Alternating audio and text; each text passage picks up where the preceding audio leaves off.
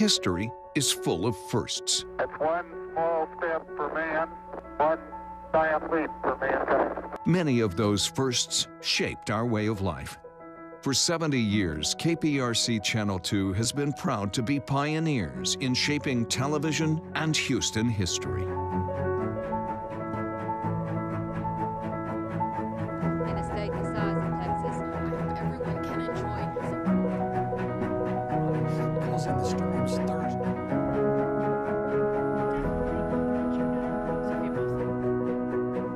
Minutes before 9 o'clock, the crew's here telling her.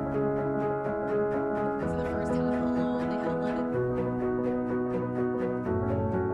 Send us some of your pictures. Isn't it good to work for a place that has a sense of history?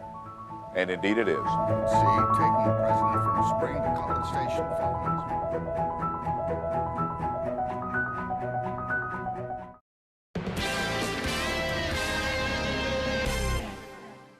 If you have something you'd like Channel 2 Investigates to check out, call the tip line at 713-223-TIPS or email investigates@click2houston.com.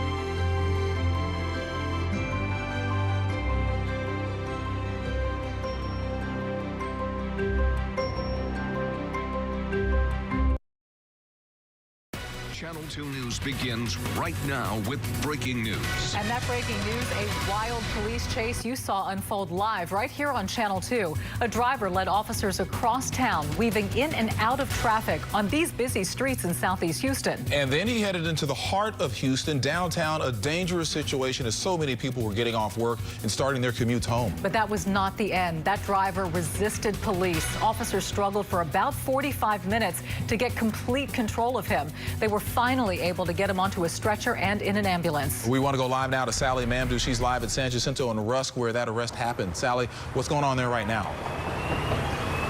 Keith, as you can see behind me, much different than what it looked like about an hour ago. The scene is cleared, but it was this bus stop sign that assisted officers in stopping the suspect who was driving erratically throughout downtown. We were told the suspect was heading through downtown, driving the wrong way and driving on the sidewalk. Now, it was right at this intersection of Rusk and San Jacinto where the chase ended. The suspect was taken into custody and has been transported to the hospital.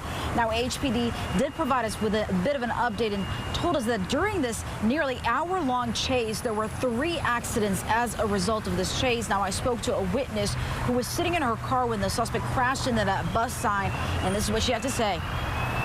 When I saw him on the sidewalk, he hit the trash can, and I saw the trash can fall over. Then I saw a cop, there was a cop over in that intersection, came across and got in front of him. This cop, I saw him hit from the back, and another one came and hit him in the side.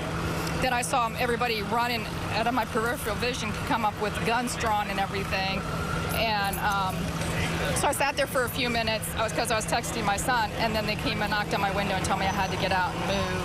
And then I saw more cops coming with rifles and stuff, so I don't know if they had him out of the car at that time or not, but yeah, it happened. I was just sitting right here. If I'd been here 2 minutes later, I probably would have gotten hit by this guy. Now, during our 5 o'clock live shot, we did tell you that it is believed that the suspect was armed. However, when police provided that update to us, it's still unclear whether there were any weapons on the suspect when they arrested him. In the meantime, we also asked about the status of those 3 accidents, and we're told they're all minor accidents. For now, we're live in downtown Houston. Sally Mamdou, KPRC, Channel 2 News. Wild end to a wild chase, Sally. Thank you. Hey, we now want to get to changes coming for our weather. We're just hours away from the start of a strong front, which is going to bring winter back to Texas. Yeah, Frank says we are talking about a cold blast that's going to mean a real big temperature drop. Hey, I'm excited. Can you believe there is a blizzard warning in the state of Texas? Really? How's that for a headline? In February. I'll show you where it is. If it weren't for the chase, we would have led with that. I know, right? We're going from 80 degrees today to 40s tomorrow. Some serious winter whiplash. Right now it's 22 in Amarillo, 27 in Lubbock, 44 in Dallas, 74 here. Where's that cold air going? Straight south. So it will be here as early as tomorrow morning's commute. Grab a jacket for both Wednesday and Thursday. So we have advisories and warnings across much of the state to the west. You can see the snow already in Amarillo. We've been watching that. They could easily see 5 inches of snow in Amarillo. That's what they're forecasting. 6 to 8 in Oklahoma City, 4 to 6 back down here toward the Guadalupe Mountains. And look at this, a blizzard warning, 50-mile-an-hour winds. There's just a little sliver there, but with those 50-mile-an-hour winds, they could see some serious issues in those mountains. So that's what they're looking at. Tonight, we're cloudy. That's it. We may see a splash of a sprinkle, but I'm not looking for anything serious. 71 goes to 68 as we head toward 9 and 11. But overnight, the cold air gets here. It's going to be a messy morning commute. I'll detail that for you. And that winter burst for Thursday still on some maps. I'll show that to you as well. Dominique? All right, thank you so much. And tonight, a renewed push to protect our most vulnerable, people in their golden years targeted by violence. That's what happened to this grandfather. Yeah, a man in his 70s shot and robbed. Channel 2's Bill Barajas live with that story on DACA Drive in Southeast Houston. Bill. Well, that shooting happened just about a week ago. The victim telling me he was actually just in front of his home on the walkway there when a man pulled up with a gun, demanded all his money. He ended up taking about $1,900 in cash and some prescription pills before he shot the 71-year-old in the hip. Arthur Cash is thankful to be alive. The 71-year-old was hobbled by a gunshot wound to his hip, but he refuses to live his life in fear. I think it's wrong for you to go around shooting up elder people. I'm not no gang banger. I'm not in a gang. I don't know why she's targeting me. Cash, a cancer survivor, says this is the third time he's been robbed outside his home. This most recent time, he was carrying about $1,900 in rent money and some prescription pills. He says he forgot he had it on him when he decided to go play these slot machines at a nearby gas station. 3 times in front of my home.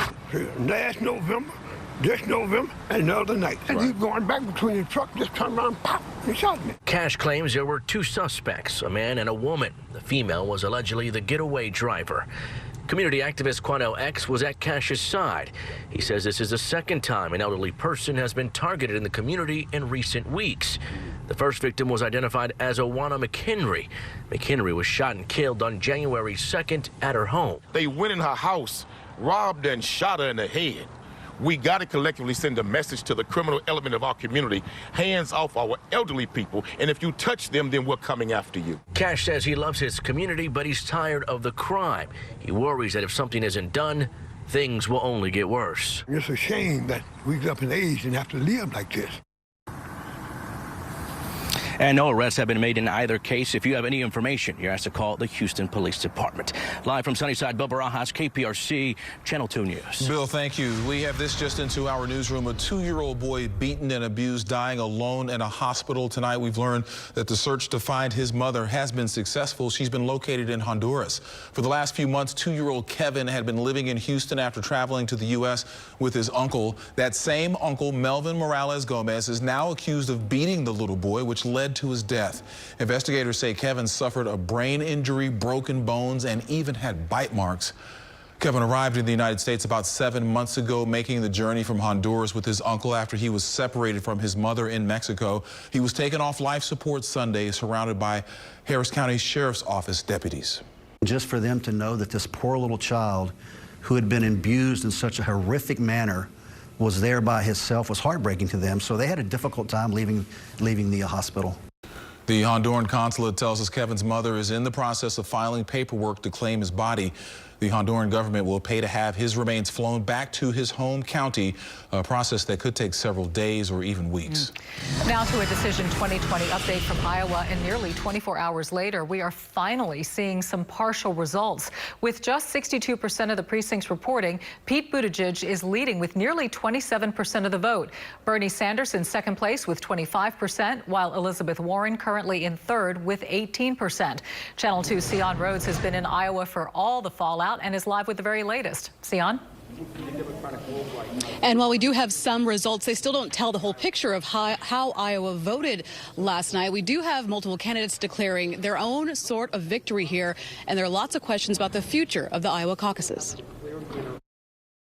nearly 24 hours after Iowa began voting. We will be reporting 62% of precincts from all 99 counties. The Iowa Democratic Party finally releasing partial results from its chaotic caucus. As chair of the party, I apologize deeply for this. The delay caused by technical issues with the new app the state party was using to report results. We found a coding error last night once we discovered some irregularities as the results started to come in. The crisis, a cringeworthy moment for Iowans. Honestly, I'm a little embarrassed for my state. And concerning for campaign volunteers. It makes me lose confidence in the process of the state party apparatus. Raising questions about Iowa's traditional place, kicking off the presidential primary calendar. We're proud that we're the first. It's one thing we have. Well, I mean, we don't have much out here, but it's one thing we do have. And you want to hold on to it? Yeah. And still no word yet from the Iowa Democratic Party on when we'll get the rest of those results. They are, though, promising a complete, thorough, independent investigation. Reporting live from Des Moines, Iowa, Sion Rhodes, KPRC, Channel 2 News. Thank you, Sion. And another big night in politics ahead. President Trump is going to give his State of the Union address in less than 2 hours.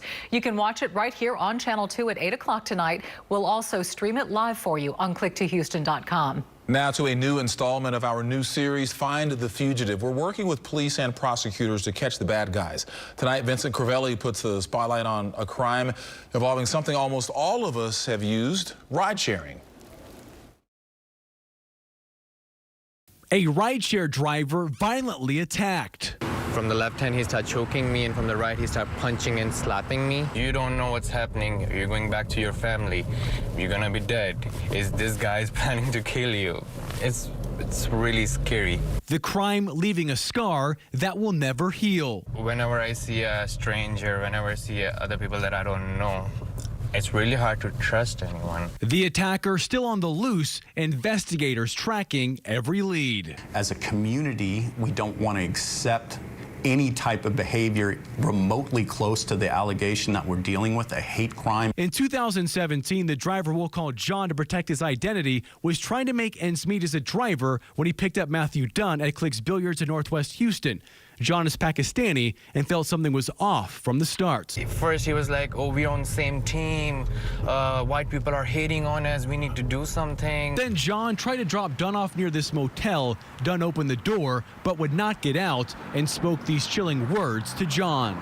God sent me to rip your head from your body, and I want to kill all of you. You Muslim. Dunn attacked from the back seat. From left hand, he choked me. And from the right hand, he starts slapping me, punching me on my head, scratching me from the back. John fought back, trying to stay alive, and eventually escaped. I want this guy to get caught. I need to get justice. Dunn was arrested, but skipped bail. There's a hate crime enhancement in this case. He's been on the run for more than 2 years, but the DA's office hopes his time is running out. The district attorney's office is looking for you, and we're going to get you. And I'm going to prosecute the case myself. This is Matthew Dunn. He's no stranger to authorities. He's been in and out of jail for years. If you know where he's at, the DA's office wants to hear from you. Vincent Crivelli, KPRC, Channel 2 News. All right, changes are on the way as a strong cold front moves in overnight. The timing of the cold, the rain, and how long it lasts straight ahead in weather. And it's been a busy couple of weeks for Astros owner Jim Crane. He hired Dusty Baker as manager, and now his new GM, James Click, is on board. What he's saying about the challenges coming this team's way. Ahead in sports. And big names on the big stage. The rodeo reveals its Friday performers, which includes Houston native Lizzo. The excitement over our hometown girl coming up next on Channel 2 News at 6. We're at $24. I love that sound. The Rodeo Houston concert lineup is set. We now know all 20 performers, who they are, and when they're going to take the revolving stage for those 3 weeks in March. Yes, the remaining Friday artists were revealed today with rodeo-style fanfare. Chance the Rapper, Houston native Lizzo, and Marshmello fill out the schedule. Channel 2's Hannah McKenzie is live at NRG Park, which will be transformed into Rodeo Central in just a few weeks. Hey, Hannah. The secret is out. The final 3 Rodeo Houston performers have finally been announced. And again, they are Chance the Rapper, Lizzo, and Marshmello. So those 3 pretty big names right there, but Houstonians especially excited about one of them. Melissa Jefferson, singer, songwriter, rapper, and flautist extraordinaire. You may know her, though, as Lizzo, and she has some big news. It's me. I'm coming back to Houston. In true Lizzo fashion, riding a mechanical bull, the 3-time Grammy Award winner announcing Tuesday she's taking center stage at Rodeo Houston on March 13th. All right, shake it out. David Bertman, band director at the University of Houston, couldn't be prouder of his former student. This is a huge moment, I think, not just for the university and not really just for the rodeo, but for the city of Houston, the state of Texas. You know, she is an example of, I think, everything that's good. Her local roots making her an easy choice, says Houston Livestock Show and Rodeo president and CEO Joel Cowley. Of course, graduated from Elsick High School, went to the University of Houston, just has been on a tremendous ride lately with her Grammy win. Lizzo is one of 3 performers kept secret until today. Little did we know at the time that she was going to be such an important entertainer and figure in society today. It's pretty amazing, actually. The others include Chance the Rapper, who performs March 6th, and EDM artist Marshmello on March 20th. Stand by. The 2020 Houston Livestock Show and Rodeo kicks off March 3rd and continues until the 22nd. For the full concert list and ticket information, you can head over to our website, click2houston.com. Reporting live from NRG Stadium, Hannah McKenzie, KPRC, Channel 2 News. Ooh, how exciting. Yeah, it's about the best time of the year. We're ready for it. Oh, yeah. The trail ride's got to start soon because the rain's on the way. Sure, and the cold. It's going to get rainy and cold. Where are those always trail the rides? sign, That's yes. it. I know, right? Let's get moving. Okay, this is it's kind of hard to figure out. This is a really interesting picture. That's a hen that is mothering these 8 Pyrenees pups. Yeah. I know. That's amazing. And the mother is fine with that. She comes and nurses them, and then the hen sits there and keeps them warm. Wow. It's incredible. So now you know where mother hens got their whole DNA that's from, it. right? It's a team effort. That's right. But the idea is find some hens to stay warm because it's going to be a 3-dog night for sure as we get into tomorrow. Not today. 80, almost the record. 79, almost the record. 73 in Galveston, almost the record as we went for highs right into the 80s today. 72 right now. South winds at 7. Humidity's up 81%. But look at College Station. Bryan's at 59 degrees.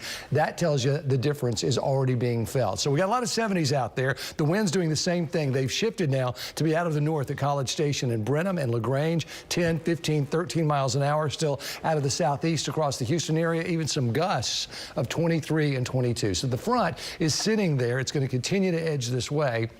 By the time we get to tomorrow morning, things are going to moisten up enough to give us a bit of a messy one. I want to show you these FUTURECAST temperatures because these are going to continue, obviously, to drop overnight. So once we get to tomorrow morning's commute, there's 7 a.m., lots of 40s, lots of 50s. That's what we wake up to. And as we go through the day, we don't get out of the 50s. In fact, a lot of you stay in the 40s for much of the day. So it's going to be a cold, raw day tomorrow. Even though it starts raining, may end up a little bit dry. 7 a.m. on Thursday, some freezing numbers. 32 Brenham, 36 Conroe and Tomball, 37, 38 downtown to Hobby. So it's going to be a chilly Thursday all the way around. It even is going to be cold on Friday morning. This big trough that you see right there, that's allowing this cold air to slide in here. Snow in the Panhandle already. The front is actually right here, so it's not doing much as far as precipitation, but give it a chance because it's going to stall, it looks like. And when that happens, we'll start to see more moisture around it coming in off the Gulf with that south flow. That's what gives us the rain. 4 to 8 inches of snow back out across West Texas.